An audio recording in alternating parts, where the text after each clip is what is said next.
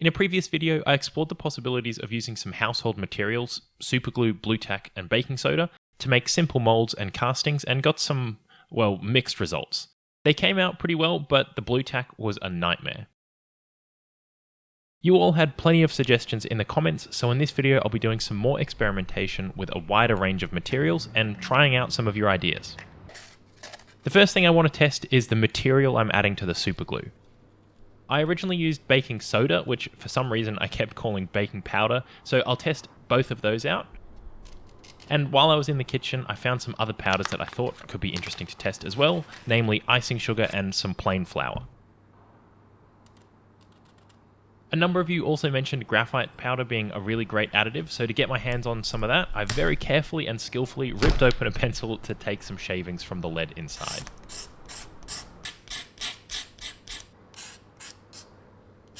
Having assembled the powders, it's time to see how they react with the glue.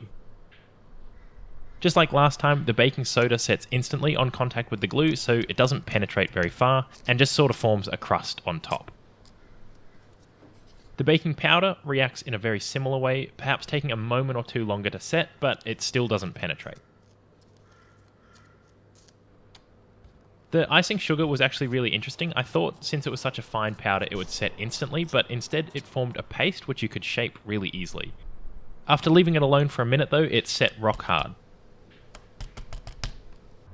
The flour also turned into a bit of a paste, but it set in only a few seconds, so you couldn't really do any shaping with it before it set up.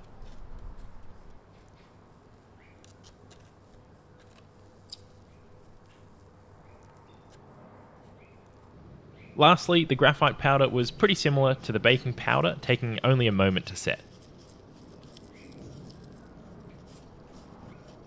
Seeing how the glue reacts is only part of the equation though. What's equally important is the properties that the powders add to the mix once it's set. The baking soda is pretty hard, but it's also a bit brittle, although when I squeezed a chunk in the pliers, it definitely had a bit of give to it before being a bit crumbly. The baking powder had no elasticity at all though, and shattered under the pressure of the pliers. It also took about the same force to snap as the baking soda one. Moving on to the icing sugar, it turned into a very hard chunk, but it was definitely more brittle than the baking soda or the baking powder, which is a bit of a shame because having a paste could be really useful in some situations. I wasn't able to shatter it with the pliers, but it's a much larger chunk than the other two so far, and it turned really crumbly under that pressure.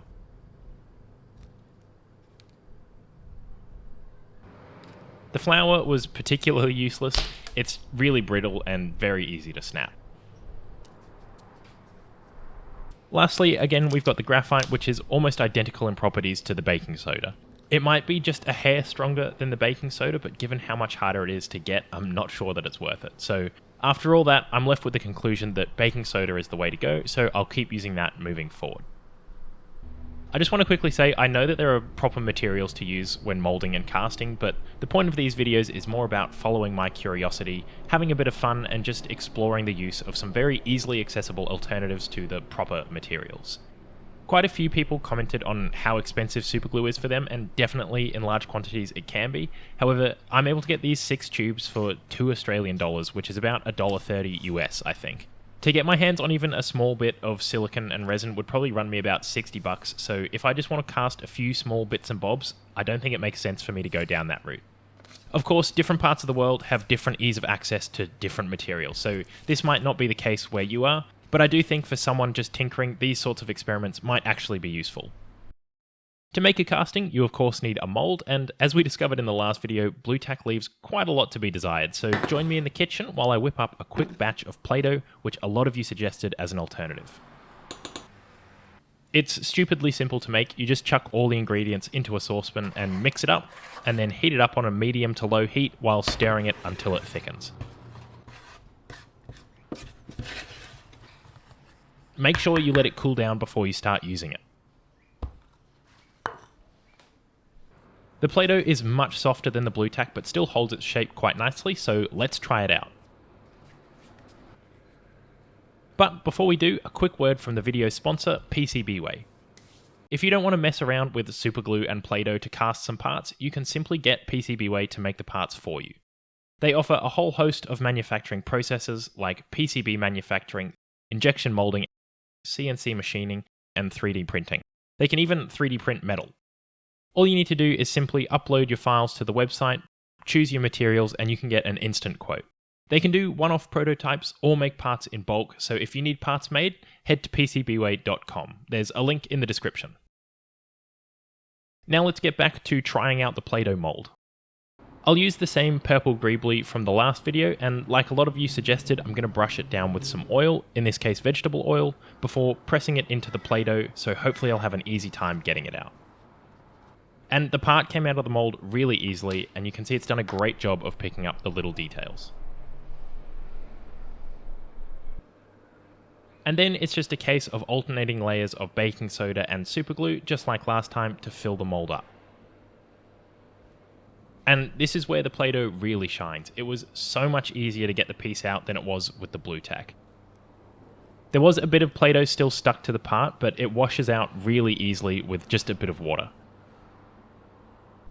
The leftover Play-Doh was completely fine too, so I'll be able to reuse that for more castings. Now obviously I just used oil to help get the piece out of the mold, and I want to give the blue tack a fair chance.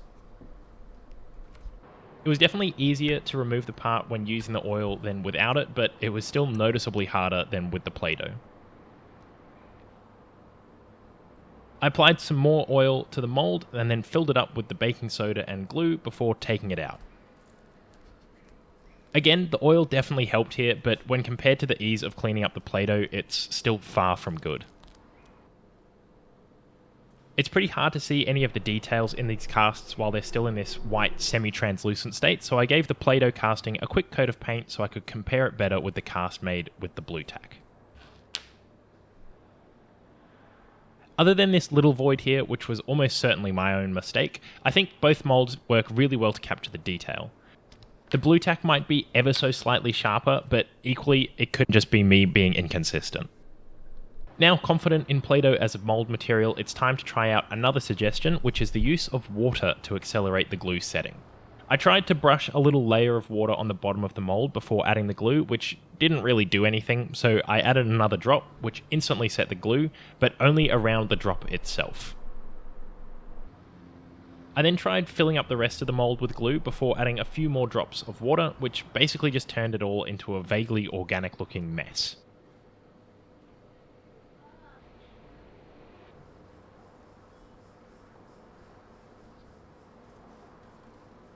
And just to have a bit of comparison, I recast the same part and filled the mold the traditional way with alternating layers of baking soda and glue, which as you can see just comes out much better than the water-based abomination. I was intrigued by the idea of just letting the glue dry though, so I prepared some more Play-Doh and using my new wood burning stamp, made some molds. By the way, if you're interested in what my wire stamp from the previous video would have looked like if it had worked, here you go. Anyway, back to the casting. I filled one of the molds up with pure superglue and the other with PVA wood glue, and then just left them to set up. When I checked up on them an hour later, I saw this, which I didn't think was a great sign. Checking in again an hour later, the PVA also had some bubbles, but unfortunately I was too late to pop them. The next morning, they were both cured, and even the Play-Doh was starting to harden up, so I pulled them out of the mold.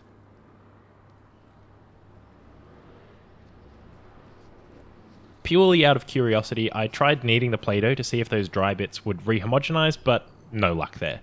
Thankfully, I kept the rest of the Play-Doh in an airtight container though, and it was still all good to use. After cleaning up the two castings, I gave them a proper look. They both came out really bubbly, and the PVA one was still just a bit tacky on the underside. I'd had high hopes for it because the back was so smooth, and it's quite a flexible, tough material, which could be really useful, but maybe I'll have to explore using it for casting more in a future video.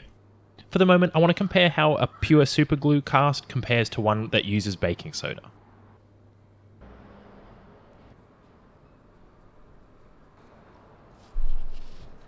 Immediately, you can see that the baking soda one has a much better surface finish.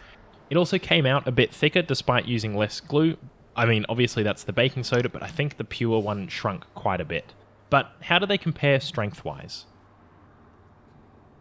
Just like we saw in the first test we did, the baking soda combo has a slight bit of give to it, and it sort of tore before it snapped, which required quite a bit of force. In comparison, the pure superglue was really brittle and easy to break. Using baking soda or some other additive is clearly the way to go. You get a stronger part with a better surface finish that you can demold in a matter of minutes rather than having to wait hours for it to cure. There's just one more thing I want to try, and that's using hot glue to fill the molds, so I fired it up and got squirting. While I waited for that to dry, I was also curious to know how it would go as a mold material. After a few minutes, they'd both cooled down and I could take the part out of the mold. As usual, there was a bit of Play-Doh still hanging on, but a bit of water makes very quick work of that. And I was pretty surprised by how well it worked. It didn't quite get into this narrow bit here, but I might have started before the glue was properly hot, but overall it's got a really nice surface finish. The first thing I thought of when I saw it was it would probably work well as a stamp, so I got a marker to try it out, and it wasn't quite what I hoped for, so I tried again with some paint, but it also didn't turn out so well, so maybe a bit of sanding on the surface to make everything flat would make it work better? I don't know. But with that test done, let's check up on how the hot glue works as a mold. Clearly, I need to respect the glue part in hot glue more. In my mind, I thought it would just peel off, but clearly it had other ideas. After finally prizing it off, along with some of my mat, I was then faced with the daunting task of trying to liberate the part from the glue, and needless to say, it stuck to that just as hard as it did the mat. Thinking maybe that I hadn't put enough oil on the part to let it come out easily, I tried again, this time drenching the thing in oil and doing it on top of a piece of paper, so at the very least I wouldn't tear another hole in my mat. After letting it all cool, I again tried to free the piece, and this time it was going much better. But sadly, it turned out all that movement was because the glue had torn. And I think it's safe to say hot glue is much better at filling the mold than it is for making the mold itself. And there we are, after quite a few experiments and making an absolute mess on my desk, we've had some interesting results. Baking soda seems to be the best filler material when using superglue, but you can also cast with hot glue if you want a more elastic part. Play-Doh, it turns out, is an excellent mold material that you can use for multiple castings. Just make sure that you keep it in an airtight container when you're not using it. If you've got any more suggestions or things you'd like me to test, let me know in the comments. As always, a massive thank you to the members. It's so generous of you to help support this channel, and of course, thank you to you for watching. Have a wonderful day, and I hope to see you again soon.